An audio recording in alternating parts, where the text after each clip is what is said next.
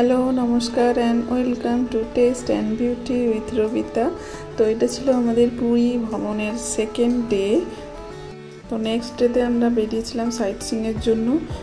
তো আমরা যেখানে ছিলাম সেখান থেকে কিন্তু প্রথমে টোটো করে প্রান্তনী বাস স্ট্যান্ডে গেলাম। সেখান থেকেই কিন্তু ট্যুরের গাড়ি আমাদের পিক আপ করে তারপর আমাদের ট্যুরটা শুরু হয়েছিল। ওখানকার পিক আপ টাইম ছিল 6:30টায়। তারপর আমরা প্রথমে গেছিলাম স্যান্ড মিউজিয়ামে। ওখানকার per head ticket, entry ticket লেগেছিল 30 টাকা করে। আর বাচ্চাদের 5 বছরের নিচে বাচ্চাদের কোনো টিকিট লাগে না। স্যান্ড আর্টটা কিন্তু খুব অল্প পরিসর জায়গার মধ্যে বিভিন্ন জায়গার বিভিন্ন আর্ট তুলে ধরা হয়েছে। আর আমরা খুব সকাল সকাল ওখানে গেছিলাম। তো আর ওখানকার প্রাকৃতিক দৃশ্যটা ছিল খুবই সুন্দর, মনে হচ্ছিল কোনো পার্ক বা বাগান বাড়িতে আপনি ঘুরছেন। আর মানে ফ্রেশ লাগছিল খুব।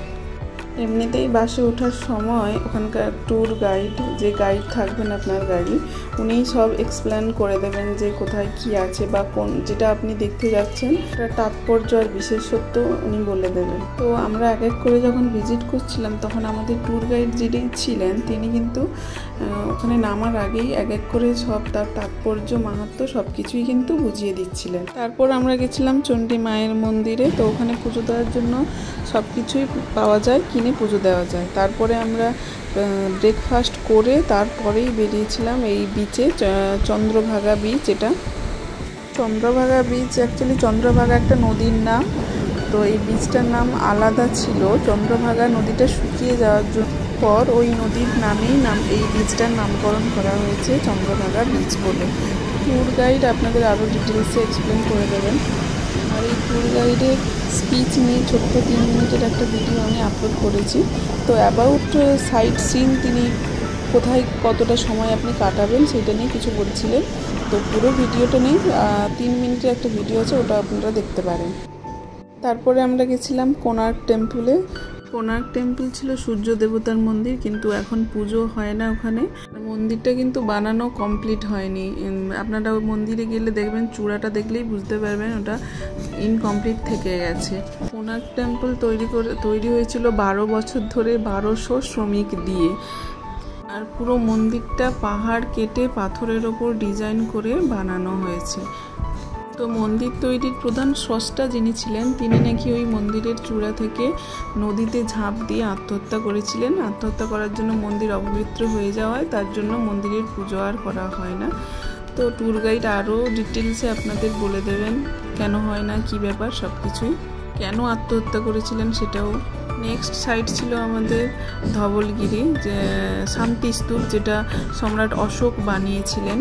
কলিঙ্গ যুদ্ধের সময় সম্রাট অশোক 1 লাখ সৈন্য হত্যা করেছিলেন এবং 60,000 সৈন্যকে বন্দি বানিয়েছিলেন। তো তার ফলে সেই যে 1 লাখ সৈন্য হত্যা করেছিলেন, তারপরে ওখানকার একটা নদী আছে দায়া বলে, তো ওই নদীর জল পুরো লাল হয়ে গেছিল। তো সেই অনুতাপ থেকেই সম্রাট অশোক ধাউলি পাহাড়ের ওপর ধুবলগিরি বা এই শান্তিস্তূপ বানিয়েছিলেন। আর ওই ধাউলি পাহাড়ের ওপর বা এই শান্তিস্তূপের ওপর উঠে এই যে মাঠটা দেখতে পাবেন আপনারা, এটা ছিল কুরুক্ষেত্রের যুদ্ধক্ষেত্র। আমাদের নেক্সট সাইট ভিজিট ছিল নন্দনকানন। আর ওখানে পৌঁছাতে আমাদের লাঞ্চ টাইম হয়ে গেছিলো। তো আমরা লাঞ্চ করেছিলাম ওখানকার ওটিডিসি মানে ওড়িশার গভর্নমেন্টের ক্যান্টিন আছে ওই নন্দনকাননের ভেতরেই, এন্ট্রি করেই কিন্তু ভেতরে ক্যান্টিন আছে, ওখানেই আমরা করেছিলাম। তবে বাইরের থেকে ওখানে একটু প্রাইসটা হাই। তো লাঞ্চ করার পরে আমরা দেখে নিয়েছিলাম জুতে যেমনি নর্মাল অ্যানিম্যাল, বিভিন্ন ধরনের পাখি এইসব থাকে, ওইটা দেখানোর পর তারপরে আমরা মোস্ট ইম্পর্টেন্ট পার্ট যেটা ছিল জঙ্গল সাফারি, সেটাতে আমরা বেরিয়েছিলাম।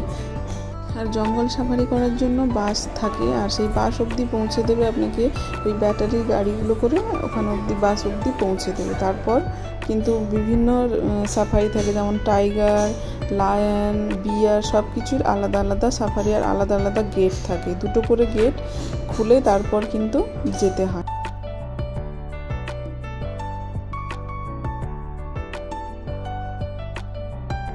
এই সব কিছুর টিকিট কিন্তু আপনার ট্যুর গাইড আপনাকে করিয়ে দেবেন, বা আপনি চাইলে অনলাইনেও কেটে নিতে পারেন। এগুলোর সব থেকে বেশি মজা পাবেন আপনি এই জঙ্গল সাফারিতে।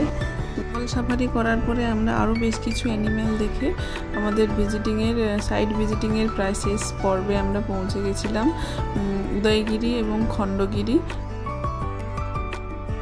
উদয়গিরি খণ্ডগিরি দুটোতেই কিন্তু এইরকম সিঁড়ি বেয়ে উঠতে হবে, আর তখন শরীরে মাত্র লেস এনার্জি।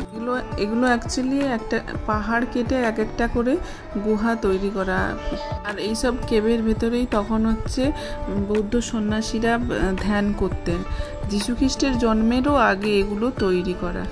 এর ওপরেও উঠে চারিদিকটা দেখা যায়, কিন্তু এর ওপরে আমরা আর উঠতে পারিনি। উদয়গিরি খণ্ডগিরির মধ্যে আমরা একটাই দর্শন করেছিলাম, আর একটাই উঠতে পারিনি। দুটোই কিন্তু একই জায়গায় অবস্থিত, রাস্তার এদিক একটা আর ওদিক একটা। তারপরে আমাদের শেষ সাইট ভিজিট ছিল লিঙ্গেশ্বর মন্দির। ওখানে 108টা শিবের মন্দির আছে। Thank you for watching.